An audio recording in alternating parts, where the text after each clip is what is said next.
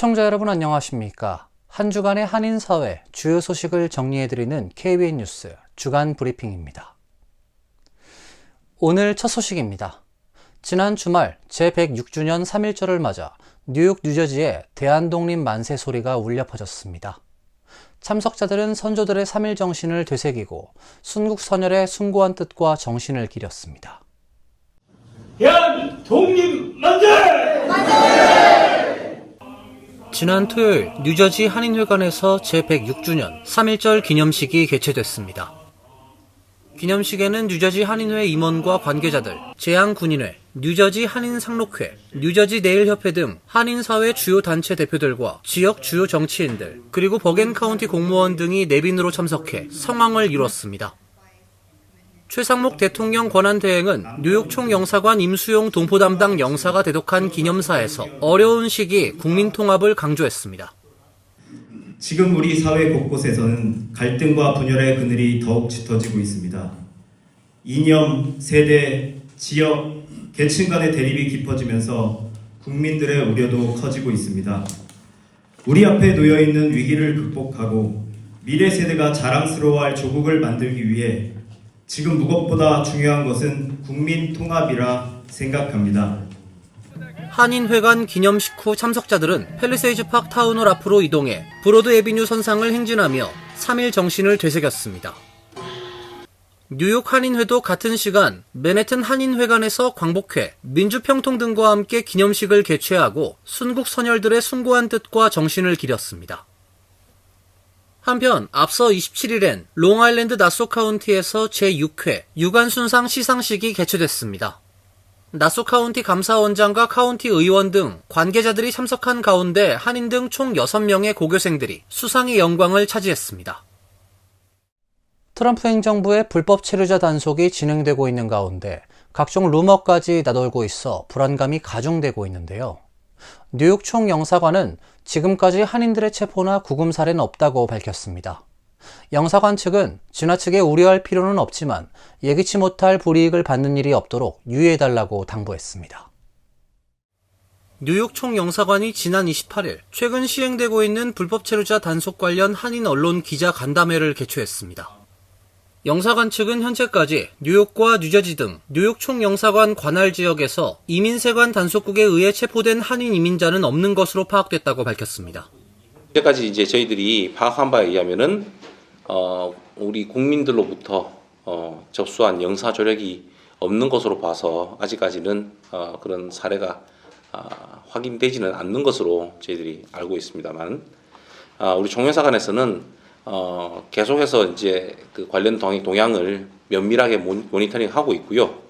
외교부 본부 그리고 여타 미주 지역 공관, 이민세관 집행국, 한인회를 포함한 주요 동포단체들과도 소통 및 협조 체계를 유지하면서 필요시 신속하고 적극적인 영사 조력을 제공할 수 있도록 만반의 준비 태세를 갖추고 있습니다. 뉴욕 총영사관은 이민당국의 체포 및 구금 등 만약의 사태가 발생할 경우 영사 접견 요청을 통해 도움을 받을 수 있다며 24시간 운영되는 뉴욕 총영사관 긴급 전화로 연락을 당부했습니다. 영사 조력은 사건 사고로부터 재외국민의 생명, 신체 및 재산을 보호하기 위해 정부가 관련 법에 따라 제공하는 도움을 말합니다.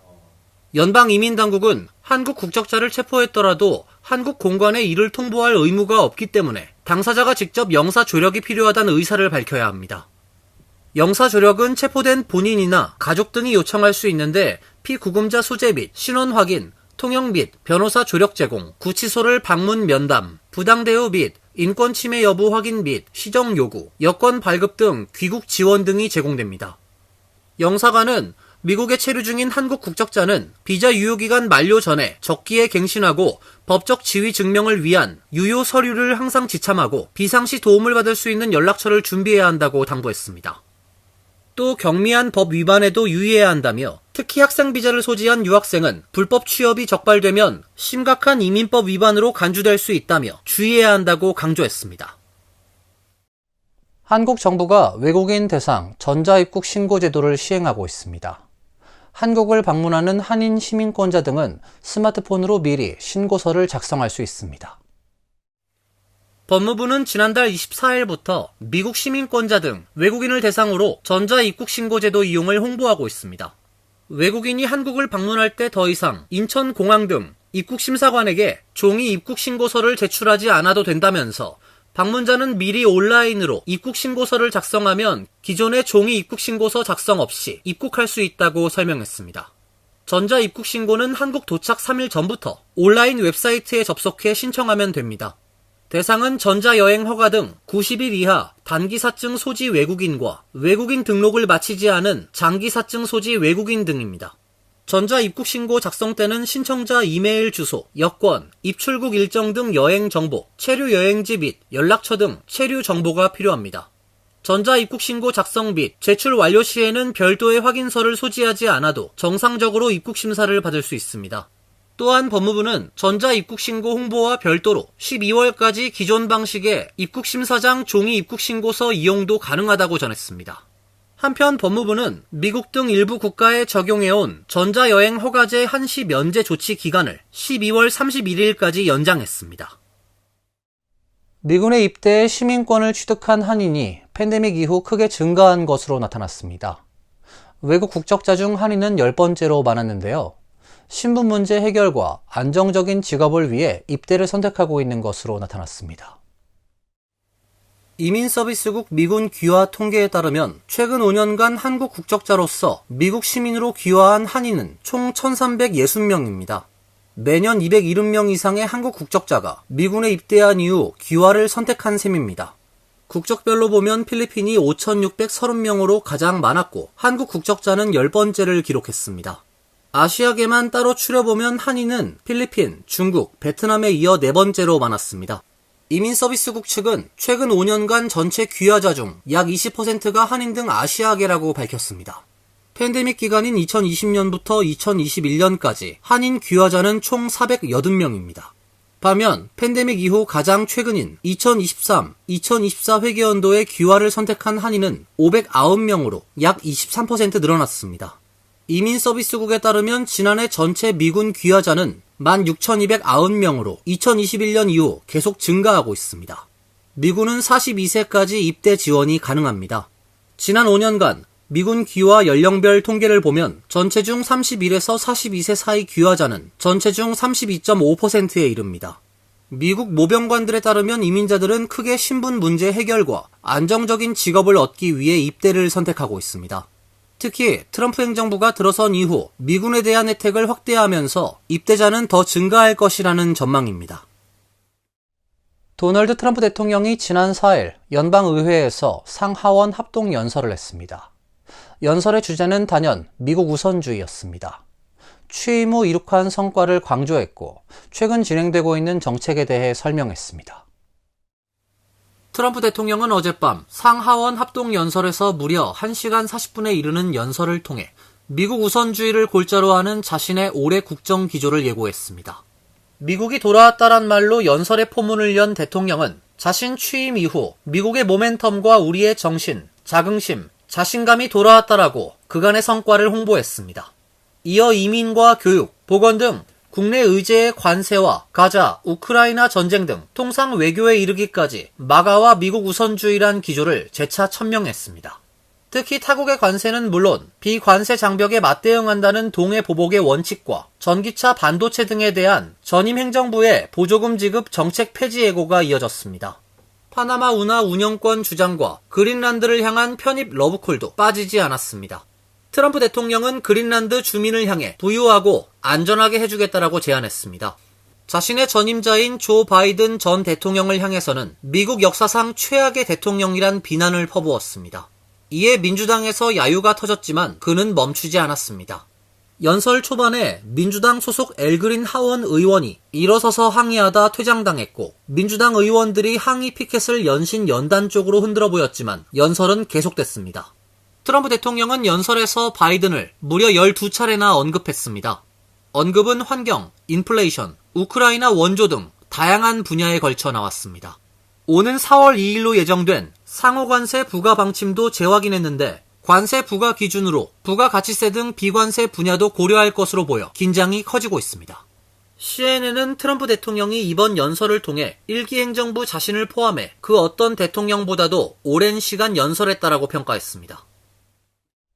정부 효율부 수장으로 연방정부 구조조정 작업을 주도하고 있는 일론 머스크 테슬라 CEO가 연방우정국과 철도공사 암트랙을 민영화해야 한다고 주장했습니다. 공무원 해고가 진행되고 있는 가운데 보훈부 직원 8만 2천여 명을 해고할 계획인 것으로 알려지고 있습니다. 머스크 CEO는 어제 열린 모건 스탠리 컨퍼런스에서 화상 연설을 통해 중국의 고속열차를 예로 들며 다른 국가가 우리보다 더 나은 여객철도를 보유하고 있는 것은 다소 부끄러운 일이라고 지적했습니다. 그는 암트랙은 암울한 상황이라며 만약 당신이 다른 나라에서 왔다면 미국의 국철을 이용하지 말라, 미국에 대해 나쁜 인상을 가질 수 있다고 말했습니다.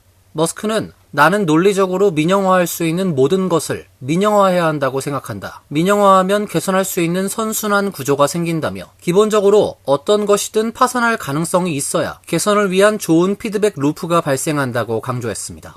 다만 머스크는 연방우정국이나 암트랙을 민영화하려면 연방의회의 동의가 있어야 한다는 점을 인정했습니다. 트럼프 대통령도 당선인 신분이었던 지난해 12월 우정국 민영화 가능성을 언급했고 지난달에도 기자들에게 우린 연방우정국에서 많은 돈을 잃고 있다며 상무장관을 포함해 재능을 가진 사람들이 살펴볼 것이라고 말했습니다. 연방우정국은 인건비 부담과 퇴직연금으로 경영난을 겪고 있습니다. 한편 보훈부가 소속 공무원 중 약 8만 2천 명을 해고할 계획이라고 AP통신 등이 부처 내부 공문을 인용해 어제 보도했습니다. 공문은 인력 규모를 2019년 말 수준인 39만 9,957명으로 줄이는 것이 목표라고 밝혔습니다. 올해 2월 초 기준 보훈부 공무원 수는 47만 9천여 명입니다. 이 중 약 4분의 1은 참전 군인 출신입니다. 보훈부는 일론 머스크가 이끄는 정부 효율부 조직과 협조해 공격적으로 감원을 실시하라고 지시했습니다. 뉴저지 한인 밀집 지역인 버겐 카운티에서 3명의 홍역 확진자가 나온 가운데 뉴욕시에서도 2명의 홍역 환자가 발생한 것으로 확인돼 보건당국에 비상이 걸렸습니다. 뉴욕시 보건국은 어제 2월 말 현재 뉴욕시에서 확인된 홍역 확진 사례는 2건으로 한 건은 올해 초에 발생했다고 밝혔습니다. 시 보건국은 확진자의 나이, 지역, 예방접종 상태 등은 공개하지 않았습니다. 시 보건국에 따르면 지난해 뉴욕시에서 확인된 홍역 확진 사례는 총 14건으로 뉴욕주 전체 15건에 거의 대부분을 차지했습니다. 2023년엔 단 한 건만 발생했습니다. 연방질병통제예방센터에 따르면 지난달 27일 기준 미 전역에서 확인된 홍역 확진 사례는 총 164건이며 이 가운데 20%는 입원 치료를 받았습니다. 이 중 145명은 텍사스에서 발생했으며 백신 미접종자인 어린이 환자 1명은 사망했습니다. 미국에서 홍역으로 사망한 것은 2015년 이후 처음입니다. 홍역은 지난 2000년 미국에서 박멸이 선언됐지만 최근 몇 년간 사례가 증가하고 있습니다. 홍역 바이러스에 감염이 되면 대개 10에서 14일 후에 증상이 나타나며 초기엔 감기처럼 기침, 콧물, 결막염 증상을 보이고 이후엔 화씨 101도 이상의 고열과 함께 얼굴을 시작으로 온몸에 발진이 일어나며 심한 경우 사망에 이를 수 있습니다. 맨해튼 혼잡 통행료가 부당하게 부과되는 사례가 이어지고 있습니다. 차량 번호판 판독 오류로 잘못된 청구도 잇따르고 있고 이지패스 결제 방법에 대한 홍보 부족으로 할인 혜택을 받지 못하는 사례도 속출하고 있습니다. NBC 방송은 어제 맨해튼에서 혼잡 통행료가 시행된 후 부당하게 통행료가 청구된 사례를 집중 조명했습니다. 보도에 따르면 맨하탄에 거주하는 한 남성은 통행료가 부과되는 60스트리트 남단 구역을 벗어난 적이 없음에도 나흘간 통행료가 부당 청구됐습니다. 해당 문제를 제기한 남성은 스쿠터로 웨스트 30스트릿에 있는 차고 주변만 다녔고 통행료가 부과되는 경계인 맨해탄 60스트릿 밖으로 나갔다가 다시 들어온 적이 없음에도 나흘 동안 총 $18의 통행료가 부과됐다고 주장했습니다. NBC는 이 같은 통행료 부당 청구 문제를 MTA에 제기했고 결국 해당 남성의 스쿠터가 통행료가 부과된 나흘간 맨해탄 60스트릿 남단을 벗어나지 않은 것이 확인되면서 통행료가 환불 조치됐습니다. MTA는 단순 오류란 입장을 밝혔을 뿐 부당 청구가 이뤄진 이유와 또 다른 피해 사례가 있는지에 대해서는 함구했습니다. SNS 등에는 로어 맨하탄으로 간 적이 없는데 여러 차례 통행료가 청구됐고 확인해보니 판독기 오류로 번호판 정보를 잘못 인식해 다른 사람에게 부과될 요금이 내게 청구됐다는 주장도 이어지고 있습니다. 통행료 징수 방식을 제대로 알지 못해 이지패스가 있음에도 더 비싼 요금을 내야 하는 상황도 발생하고 있습니다.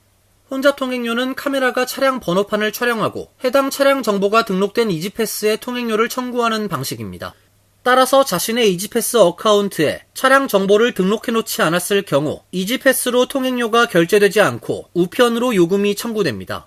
통행료는 이지패스로 결제될 경우 $9지만 우편으로 결제하면 $13 50센트를 내야 합니다. 내일 새벽 2시부터 서머타임이 시행됩니다. 오늘 주무시기 전에 시계를 1시간 앞으로 돌려놓으시길 바랍니다. 이상으로 KBN 뉴스 주간 브리핑을 마칩니다. KBN과 함께 즐거운 시간 되시길 바랍니다.